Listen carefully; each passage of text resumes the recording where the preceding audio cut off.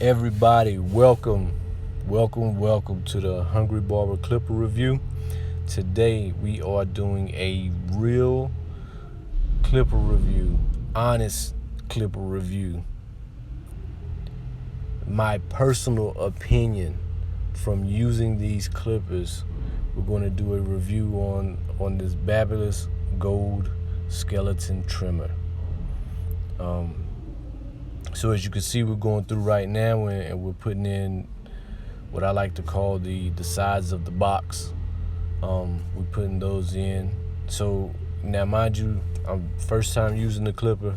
I borrowed them from a fellow barber who has them. He loves them. They're his go-tos, and he was talking about them, and I seen all the hype on social media about them. So I was like, man, let me check these things out and see what they're about, man.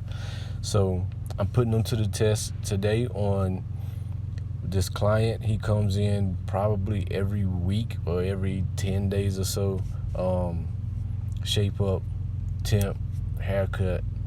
His hair is wavy, but it's like a coarse, it's very coarse, and it's curly. So it was great for me to try the trimmers out on these. And as you can see, the trimmer is going through and it's eating. It's eating a little bit and moving through. So at this point, I'm kind of thinking to myself, oh, man, these things are not bad. They have power. I love the power that's in these trimmers and the size of the trimmers. Like, they're not extra long or extra wide or anything like that. The trimmer is like the perfect size, and the power in them is good. But the blade needs work. Babyliss, if you or any of your reps or platform artists or anybody who is able to contact the engineering department or research and development, the blade needs work. You almost have a perfect trimmer. Out of a lot of them that I tried, you are very close, but the blade needs work. The blade will cut going one way, but if I try to come back for a cleanup in that super sharp line, it does not clean up well and put like that final detail, like that it doesn't give me that you know what I mean? And if you're a barber, you know what that is when you got a trimmer and you going through. Like right there where I was just going with the clipper, I actually end up cutting the client like in the front, because I was trying to debulk and come down and rake a little bit and hit that one area. And you'll see later on in the cut how the shape up kind of looks off a little bit because that area is a little bulkier. And I kept hitting, trying to like debulk it and clean it. And it was not performing like I needed it to perform. Please forgive the zooming in, zooming out, and the light changes. I'm trying to figure this out. Like I say, this is a raw video. It's not edited. I'm trying to figure it out so I can get this to you guys on a more regular basis. Because there's a lot of clippers out. There's a lot of reviews that's out that are politically correct. I don't really care about being politically correct, because 9 times out of 10, I either spent my own personal money to buy these trimmers, or I borrowed them from a fellow barber who spent their money on it. I'm not sponsored by any of these companies. I'm not getting a kickback or anything from any of these companies, so I have no obligation to be nice. If I'm nice, it's because it's just how I felt like being. But I'm going to give you the dead honest truth. This part right here, all right, so it eats on the neckline. Every pair of trimmers that I've ever seen, all these barbers and people who modify trimmers and sharpen blades, they always show this neckline shot.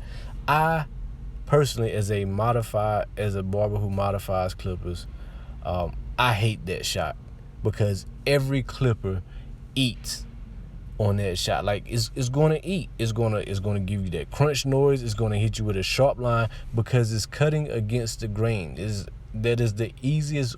That does not show how sharp your blades are or how good your trimmer is in that area. That's a cheat spot. So anybody that's looking and you're thinking about buying modified clippers or modified blades from somebody, or a new trimmer is out and someone is showing you like how the new trimmer is working and they give you that shot is just for the oohs and ahs and the oh man, that joint was clean, it put a good line in. That's all that's for. It's going to know it. You could get a pair of clippers out of the box and hit that area and it's going to put it in, just because it's an against the grain chop, and it's going to cut clean. The hair is going down one way and the trimmer is going another way, and it's going to eat it clean. So that doesn't tell you anything. Just remember that on that shot. All right, so the clipper, going against the grain, trying to remove some hair under the neck, it works good there.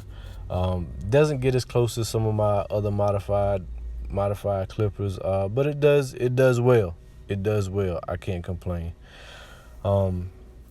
Here we go on another client. I just wanted to see again. Her hair is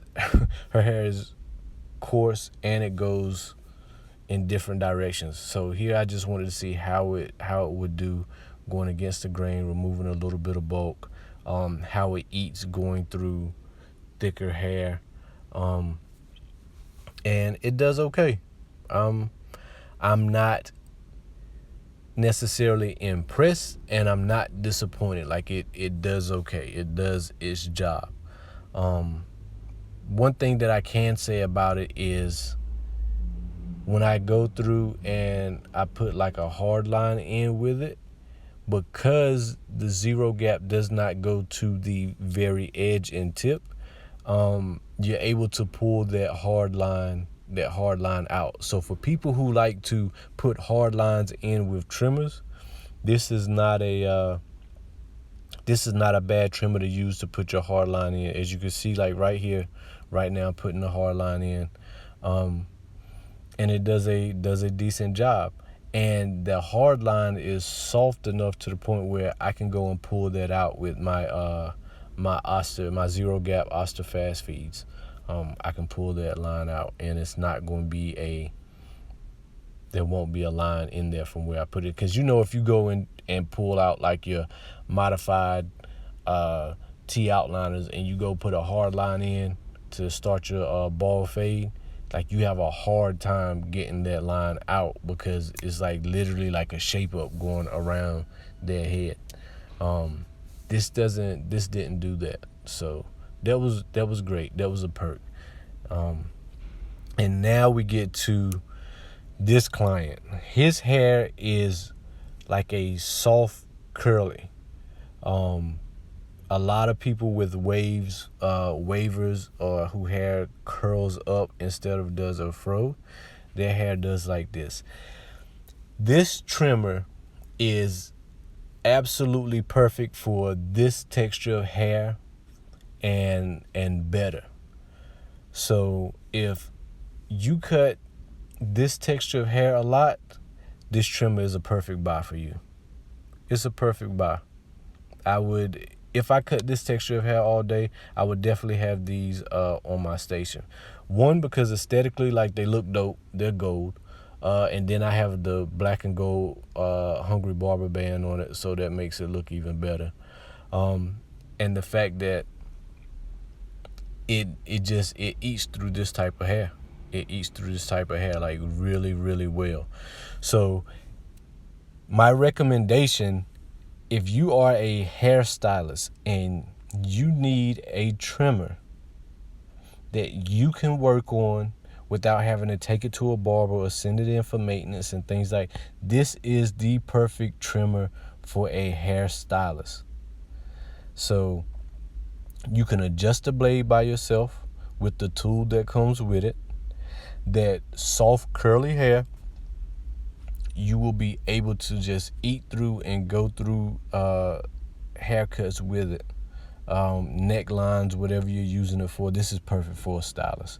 Or if you cut straight hair all day. So those of you guys who cut different nationalities and they have straight hair, like this is perfect for that.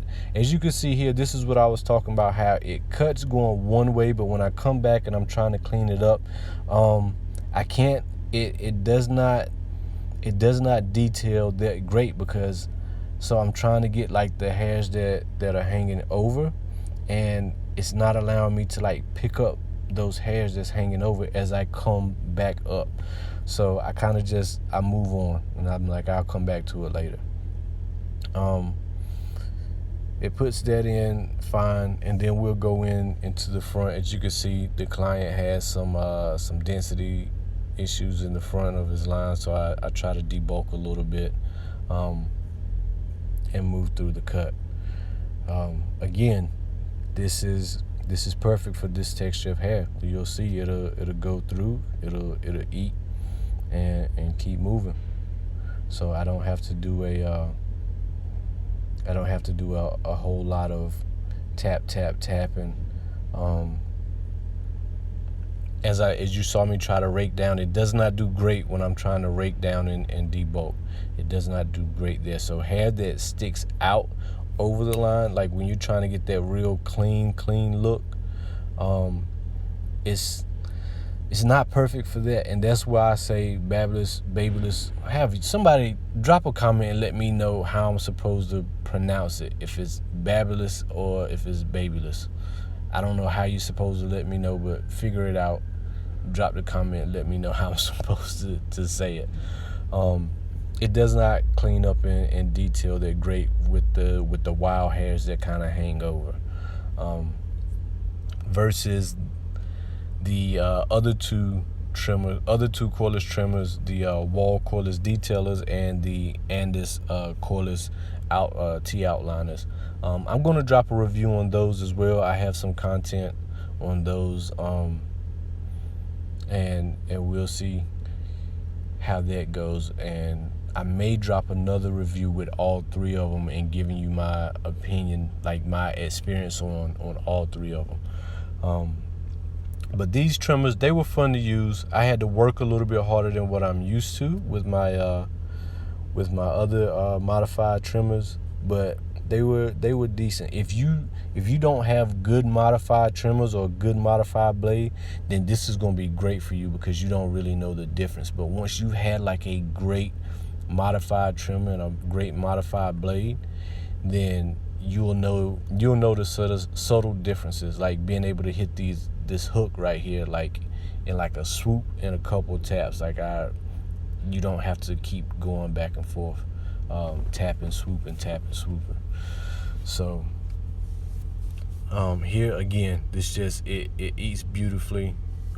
Here behind the beard,